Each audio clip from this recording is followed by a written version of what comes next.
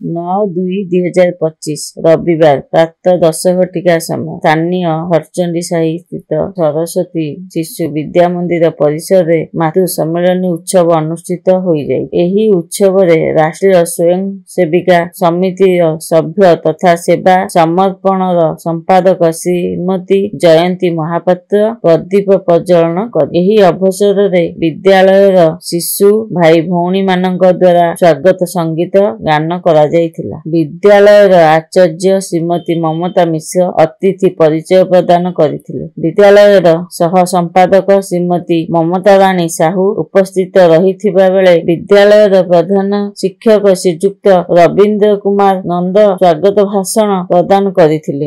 ବିଦ୍ୟାଳୟର ଛାତ୍ରୀ ସୁସ୍ମିତା ଭଉଣୀ ବ୍ୟକ୍ତିଗତ ଗୀତ ଗାନ କରିଥିଲେ। ମୁଖ୍ୟ ଅତିଥି ଶ୍ରୀମତୀ ମହାପାତ୍ର ସମାଜ ପାଇଁ ଓ ଶିଶୁ ପାଇଁ ମା ମାନଙ୍କର ଭୂମିକା ଯେ କେତେ ଗୁରୁତ୍ୱପୂର୍ଣ୍ଣ ସେ ବିଷୟରେ ସର୍ବଶେଷ ବିବରଣୀ ପ୍ରଦାନ କରିଥିଲେ। ବିଦ୍ୟାଳୟର ସହ ସମ୍ପାଦିକା ଶ୍ରୀମତୀ ମମତା ରାଣୀ ସାହୁ ଧନ୍ୟବାଦ ଅର୍ପଣ କରିଥିଲେ। ବିପୁଳ ସଂଖ୍ୟାରେ ମା ମାନେ ଉପସ୍ଥିତ ରହି କାର୍ଯ୍ୟକ୍ରମକୁ ସାହାଯ୍ୟ ମଣ୍ଡିତ କରିଥିବା ବେଳେ ମା ମାନଙ୍କ ମଧ୍ୟରେ ବହୁ ମାତ୍ରାରେ ଝୋଟି ମୁରୁଜ ପ୍ରତିଯୋଗିତା ହୋଇଥିଲା। ମା ମାନଙ୍କ ନିମନ୍ତେ ଭୋଜନ ବ୍ୟବସ୍ଥା ଓ ପ୍ରତିଯୋଗିତାରେ କୃତି ମା ମାନଙ୍କୁ ପୁରସ୍କୃତ କରାଯାଇଥିଲା।